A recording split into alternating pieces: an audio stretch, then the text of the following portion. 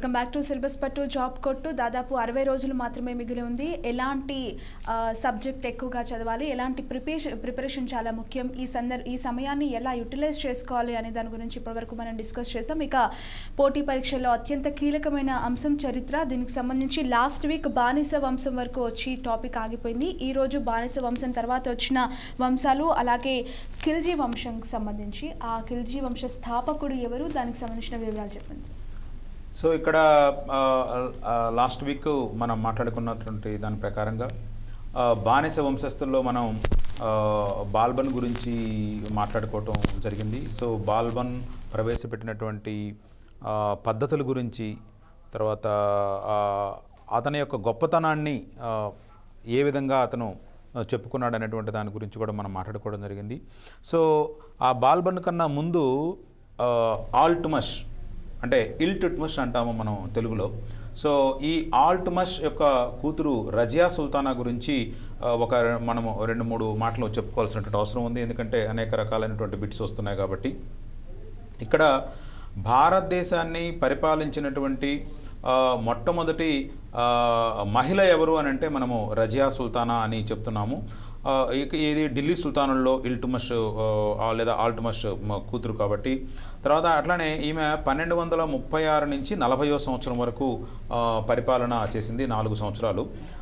ఈమె కన్నా ముందు 11వ శతాబ్దంలోనే తర్వాత దీదియా అనేటువంటి ఆవిడ జమ్మూ కాశ్మీర్ని పరిపాలన చేసినటువంటి సందర్భం, అనేక సంవత్సరాల పాటు పరిపాలన చేసిన సందర్భం ఉంది.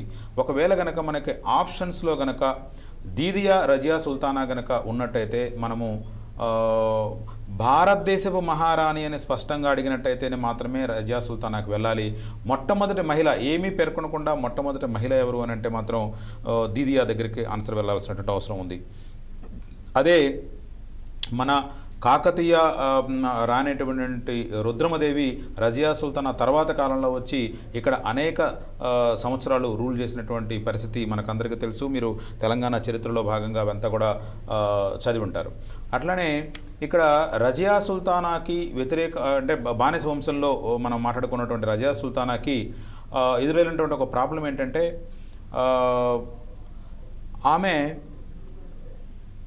ఆల్టుమష్ కూతురుగా రూల్ చేసినటువంటి పరిస్థితి. అంటే ప్రతి శాసనంలోనూ తను ఏమని పేర్కొందనంటే ఆల్టుమష్ కూతురుగా తనుగా పేర్కోవటం జరిగింది. మహిళగా తన కూతురుగా చెప్పుకుందనంటే మహిళగా చెప్పుకున్నటువంటి పరిస్థితి వచ్చింది. అంటే మిన్హాస్ ఈ సిరాజ్ అనేటువంటి ఒక వ్యక్తి, ఒక చరిత్రకారుడు ఈ రజియా సుల్తానా అనేటువంటి వ్యక్తి మతానికి వ్యతిరేకంగా, అంటే సామాజిక నిర్మితి వ్యతిరేకంగా, సామాజిక సూత్రాలకు వ్యతిరేకంగా రూల్ చేసింది అనేటువంటి విషయాన్ని తన యొక్క గ్రంథంలో రాయటం అనేటువంటిది జరిగింది. ఎందుకంటే ఆయన చెప్పినటువంటి విషయం ఏంటంటే దేవుడు సామాజిక నిర్మితిని చెప్పాడు. ఆ సామాజిక నిర్మితిలో ఏం చెప్పాడనంటే మహిళని రూల్ చేయమని చెప్పలేదు, పురుషుణ్ణి మాత్రమే రూల్ చేయమని చెప్పాడు. సో ఆ సూత్రానికి వ్యతిరేకంగా ఈమె చేసింది కాబట్టి ఇది సామాజిక సూత్రానికి వ్యతిరేకంగా, సమాజానికి వ్యతిరేకంగా అనేటువంటి ఉద్దేశంలో రాసినటువంటి వ్యక్తి ఎవరు అని చెప్పి అనేక సందర్భాల్లో బిట్లాడటం జరిగింది. ఇక్కడ గుర్తుంచుకోవాల్సిన విషయం ఏంటంటే ఆ సిరాజ్ అనేటువంటి పేరుని మిన్హస్ ఈ సిరాజ్, మిన్హజ్ ఈ సిరాజ్, ఆ పేరును మాత్రం స్పష్టంగా గుర్తుంచుకోండి. అతను ఈ విషయాన్ని తెలియజేశాడు. మిన్హస్ ఈ సిరాజ్ అనేటువంటి చరిత్రకారుడు గురించి మనం చెప్తూ ఉన్నాము, ఆమె మీద రాసినటువంటి విషయాలు. అట్లానే ఇక్కడ రుద్రమదేవి ఏం చెప్పిందనంటే రుద్రమదేవి నేను రుద్రమదేవిగా రూల్ చేస్తున్నాను అని చెప్పలేదు, రుద్రదేవుడుగా రూల్ చేసినటువంటి సందర్భం. అంటే నేను మహిళని రూల్ చేస్తున్నానంటే వచ్చినటువంటి వీక్నెస్ ఏంటి, ఆమెని 4 సంవత్సరాలు కూడా చాలా కడు సమర్థురాలు అయినప్పటికీ 4 సంవత్సరాల కన్నా కూడా ఎక్కువగా రూల్ చేయలేనటువంటి నేపథ్యం ఢిల్లీ సుల్తానులో జరిగింది కాబట్టి, 4 సంవత్సరాల్లో ఆమె దారుణంగా చంపబడింది కాబట్టి, చాలా ఎఫిషియెంట్ రూలర్ అయినా కూడా 4 సంవత్సరాల్లో చంపబడినటువంటి నేపథ్యం మన కాకతీయులకి ప్రత్యేకంగా తెలుసు కాబట్టి ఇక్కడ ఉన్నటువంటి గణపతి దేవ మహారాజు తన కూతురుని సింహాసనం మీదకు తీసుకుని వచ్చి రుద్రదేవుడిగా పరిచయం చేసి రుద్రదేవుడిగా రూల్ చేసినటువంటి పరిస్థితి. ఎందుకంటే ఆడవాళ్ళని పైకి రానినటువంటి సమాజం అనేటువంటి ధోరణి ఆ రోజుల్లో ఉంది కాబట్టి రుద్రదేవుడు అనేటువంటి కాన్సెప్ట్ని ఇక్కడ తీసుకురావడం జరిగింది. అందుకనే చాలా ఎక్కువ సంవత్సరాలు ఇక్కడ రూల్ చేయడం అనేటువంటిది జరిగిన సందర్భం. ఇక్కడ బానిస వంశంలో ఆల్టుమస్ చాలా ఇంపార్టెంట్ పర్సన్, రుద్రమదేవి అట్లానే బాల్బన్, ఈ ముగ్గురు అయిపోయిన తర్వాత నెక్స్ట్ వచ్చినటువంటి ఖిల్జీ, ఒక జలాలుద్దీన్ ఖిల్జీ అనేటువంటి వ్యక్తి స్థాపించినటువంటి వంశంలో చాలా ముఖ్యమైనటువంటి వ్యక్తి అల్లావుద్దీన్ ఖిల్జీ.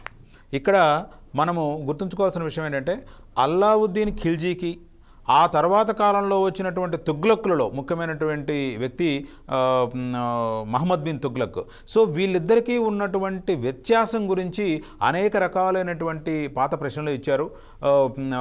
మనము ఈ 2 మాసాల్లో నేను కలిసినప్పుడల్లా ఏమనుకుంటున్నామంటే నెక్స్ట్ వీక్ నుంచి కూడా ఈ చాప్టర్స్లో ఈ సమాజానికి సంబంధించి చరిత్రకి సమాజానికి లింక్ ఉన్నటువంటి సబ్జెక్ట్స్ ఏమేమైతే ఉన్నాయో వీటికి సంబంధించినటువంటి పాత ప్రశ్నలన్నింటినీ కూడాను నేను డిస్కస్ చేయదలుచుకున్నాను.